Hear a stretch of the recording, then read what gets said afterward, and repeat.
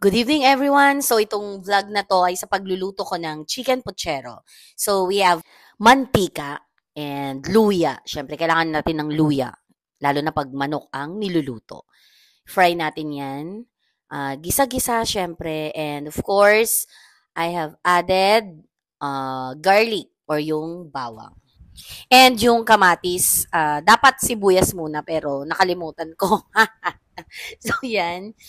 Yan na yung sibuyas and kamatis. Gisa-gisa, iridis-ridis mo in Ilocano para mag-orange yung pinaka-sabaw niya. Yung katas niya is lumabas. So, yon. So, after this, kung ikaw ay kontento na sa paggisa, ilagay na natin ang ating chicken. So, yan. Parang 1 kilo yata to, naparami yata. Parang 2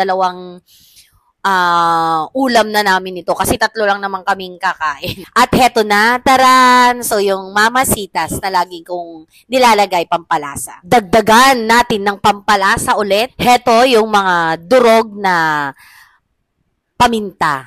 Then, I added water. Mga tansya-tansya lang yan.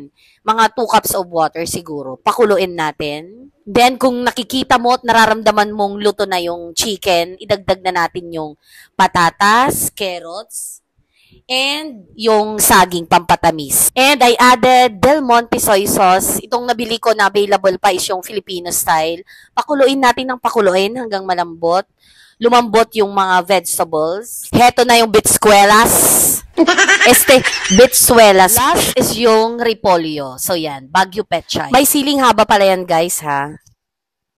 Finally, nakaluto na ang kusinera. Inihain ko simple puchero or chicken puchero, guys. Thank you for watching. Salamat sa mga sumusuporta at nanonood ng vlog ko. Sana nagustuhan nyo. Enjoy eating, guys. Bye!